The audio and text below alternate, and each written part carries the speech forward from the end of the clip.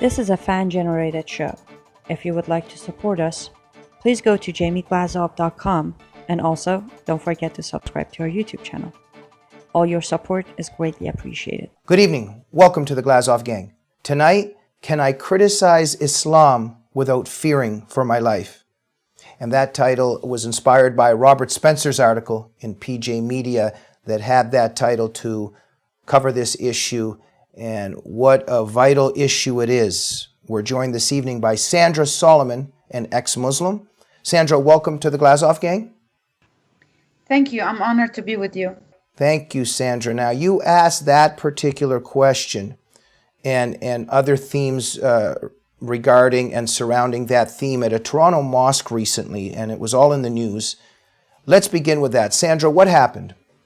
What happened is that this mosque, we protest the Friday before that, before I went to them. And we had a rally there, and we were standing against M103, the Islamophobia motion. It's been introduced by Ikra Khalid. She's a member of the Liberals, and she's Muslim too. And we need to stand for our freedom of speech, because this M103, the motion, they're trying to pass it on. It's gonna make everyone they want to silence us against the criticizing Islam and exposing the hateful speech that coming from the imams in the majority mosques in Canada. Now, so I felt the urgent that I have to do and protest there. And then the Friday after, when they did the open house, I went there.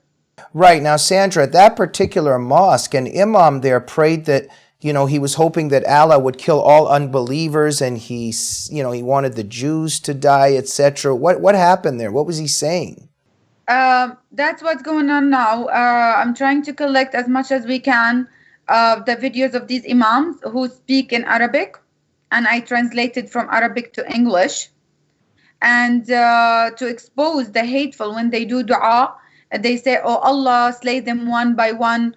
Oh Allah, purify the Aqsa Mosque from the filthy, the Jews, the filthy Jews. Oh Allah, destroy the cursed Jews," and all that hateful, inciting hatred in people's hearts and Muslims' minds as well. So we need to stand against that. So that's what we did. The Imam was exposed, and that's when they did the open house the Friday after.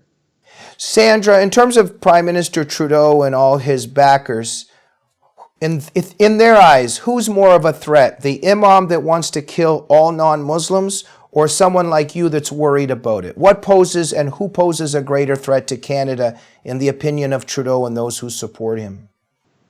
Of course, the people who's trying to bring the truth, who's speaking the truth, and who's really concerned about the safety of the Canadian and the safety of this beautiful country, and the actual hate that coming from the mosque, not from us. Sandra, now you asked when you showed up there, and you asked, am I going to be killed, or is my child going to be killed or harmed in any way for me openly criticizing Islam?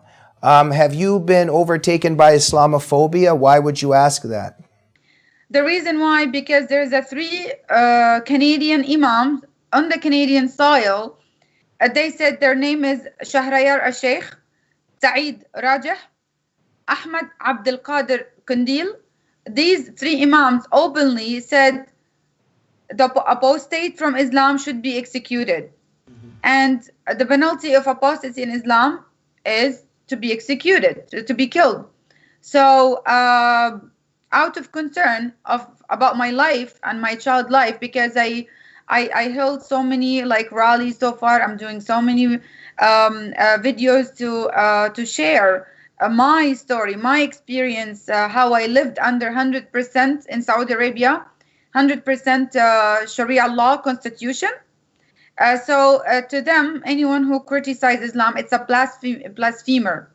So according to Sharia law, according to blasphemy law, and the apostate should be either should be killed or crucified or cut the hands and the legs on the opposite side, according to Quran, Surah 5, verse 33. So right. That's why I had the concern, of course. And we'll just remind our audience that Quran 489 and Bukhari 98457 legitimize this and sanction the death penalty for apostasy. Sandra, tell us a little bit about your background. How did you get here, and how did you acquire this knowledge, and also what inspired you to tell the truth about Islam, because you've experienced it firsthand? Well, I came from a Palestinian family. I was born in Ramallah, but I was raised all my life in Saudi Arabia, and a little bit sometimes the school vacation in Jordan as well, but mainly in Saudi Arabia since I was 9 years old. And the fact that I lived again in Saudi, they govern by 100% Sharia law. And the first thing that we learn as a Muslim, since we were young, Islam, it's our religion. Muhammad, it's our prophet. Quran, it's our constitution. Jihad, it's our way. Dying for Allah, it's our ultimate dream. It's not just I study Islam, I lived Islam. I lived under the Sharia law. I know exactly, especially for women, how painful it is. We were oppressed, no freedom of speech, we cannot criticize. Since I started criticizing and rebelling against Sharia law, and I wanted to submit to the rule of Sharia law when it comes to hijab, and they forced me into the marriage as well. And my brother attempted to murder me for the honor killing many times. If it wasn't for my grandma, I would be killed. So many things that happened to me in my personal, like at the personal level as well. I faced so much persecution since I was teenage. The fact that I refused to submit to Islam, I was rebelling, I was questioning. So that's why when I came to Canada, when I had my freedom, and I'm not living under Sharia law, and so far, when I see it with the Trudeau and his government trying to oppose Sharia law on us here again, I see it happening, I see it coming, I see the persecution, the anti-Semitism is rising a lot in Canada. And as well, they want to try to silence anyone and everyone who's criticized Islam and Muhammad, the founder of Islam. So that's why I'm doing what I'm doing, out of concern, out of respect for this country, Canada, that I gained my freedom in it, and also because I know the danger and the ideology of Islam. When I criticize Islam, I criticize the ideology. It's even gonna be hard on Muslims, the secular one who escaped Sharia law, who wants to live according to a secular lifestyle as well, and the one who wants to, especially for women, who wants to break through from Sharia law, who doesn't want to wear hijab. They have to gain the freedom that they deserve in this country. So the fact that I see it happening and see it coming, and they're trying to oppose Sharia law also in schools, that what brings me at the front line. I couldn't stand it. The fact in Saudi Arabia between 10 and 11, I witnessed the beheading myself. So when they tried to bring a Friday prayer and Friday khutbah to the schools, it really got my nerve. To this point, I couldn't hold it anymore. So I end up doing what I'm doing, and I will continue doing it. Sandra, our hearts go out to you in terms of everything you've experienced and witnessed. What an incredible story. And the story continues with your courage and your nobility to fight on behalf of the victims, the future victims, and also, of course, for our freedoms. Now, Sandra, there's a certain resonance in me, and I can speak for my producer when you speak, because Annie Cyrus escaped from Sharia. Annie often speaks about how she can feel Sharia now coming to our territory. My family escaped from the Soviet Union. Under Obama, we felt that communism coming here.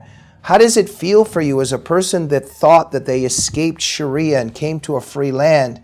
Now, even our leaders, such as Trudeau and Obama before Trump, thank God for Trump that it appears that he's going to try to fight this. But with Obama and now with Trudeau, they seem to very willingly be trying to bring these totalitarian forces in power here.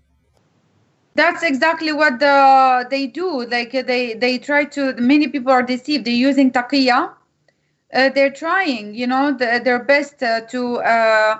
It's all up for power. I sometimes say like, what's the difference between Trudeau and Muhammad, the founder of Islam? Nothing. To them, it's all about power, taking control, slave people.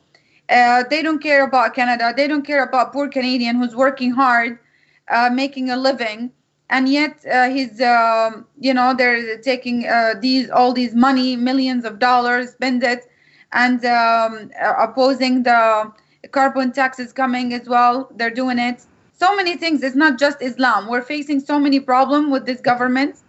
It's like a slavery, they try to slave the people, and anyone who is dare to open their mouth, that's it. It's been labeled, political correctness, and they used all the Islamophobia and all these white supremacies, racist, haters, all these names, but it won't work on me. To me, I will continue, and I'm encouraging everyone to break through all this barriers. They create these barriers for people to be silent for years, not just recently. They've been brainwashing people with taqiyya, deceiving, because it's halal. It's part of Islamic teaching. You cannot take the infidel alive until you're doing taqiyya, until you deceive them, you lie to them. They play victim card. That's why many Muslims now, they try to play the victims. And once we start to expose them, and we're exposing these imams who preaching hate, now many people, I can see it happening, and hope the future will hold a good news that many people to actually start to wake up and see the truth the way it is. Thank you, Sandra. Now, just very briefly here, I think it's important to stress this. I think one lady there at that mosque, or it was an individual there, who told you, oh, you're talking about Saudi Arabia, this has nothing to do with Islam. And this is said quite often, that it's the culture or some regime. Let's just bring up one little example. The poets Abu Afaq, Asma Marwan, Muhammad actually ordered the murder of these poets, correct? Of course, yes. Right, and so just talk a bit about that if Muslims are taught to follow the example of Muhammad, then Muhammad's record in Islamic sources is not very pristine. Saudi Arabia is simply following the example of Muhammad. And not only that, here in Canada, in Dundas Square, downtown Toronto, majority of the books that they give away to hand out to people, majority it's by Saudi imams who wrote these books, actually. Right. And majority of Canadian imam, the top imam, Dr. Iqbal Al-Nadvi, ICNA Canada, openly on their syllables, they say Muslim will dominate the Jews and kill them. The infidels, we should invite infidels to Islam. If they refuse, then jihad to be against them. So if the Saudi not representing Islam, what about the Muslims in Canada preaching and saying the same thing that the Saudi they do? There's no difference. If you want to compare the Canadian imams with imams in Saudi Arabia, it's the same thing. Nothing changed. Thank you, Sandra. Yeah, I just mentioned Saudi Arabia because that's the example that was brought up to recriminate you. Sandra, we are out of time, but just under a minute. In terms of this thing going on with the Canadian Parliament, and it's considering a motion to condemn quote-unquote Islamophobia, and if that happens, we're on the road to blindfolding Canadians and tying their hands behind their back. What can Canadians do? How can they support you in the effort to stop this? Come to the rallies that we're doing. We're going to be there April 1st for Political Revolution. We're going to be there March 21st in Ottawa, March 21st and April 1st. And in the future, any rally in the future to show up, to come, leave your comfort zone and come physically every rally that we're doing. Come and join us. They can see the post everywhere. They can also find the events on the CCC, the Canadian Coalition Concerned Citizen, and also the suffragette pages. And that they can also connect me personally in my Facebook as well, Sandra Solomon. So any rally that we're doing, we need to show in numbers. People need to leave their home, leave your comfort zone, don't be afraid, and stand on guard for thee. Okay, all Canadians, please. Sandra Solomon is on Facebook. Find her there and contact her. I also want to stress actforcanada.ca, Bridget Gabriel's organization that has a chapter in Canada, actforcanada.ca, led by a wonderful woman named Valerie Price. is Yes, also. I want to thank her so much for, if it wasn't for them, I would have been in this show as well. Thanks to them. Thank you very much. Yes, I just want to big up Valerie Price, actforcanada.ca. They're doing a lot, and visit that site. Sandra, may God bless you. Thank you for your courage. The Glazov Gang is behind you. Amen. God bless you. Thank you, Sandra. What an honor to have you on the show. Thank you for watching the Glazov Gang this evening. If you support what we do, please remember we're a fan-generated program, so support us at jamieglazov.com and make sure you're subscribed to the YouTube channel of the Glazov Gang. Good night.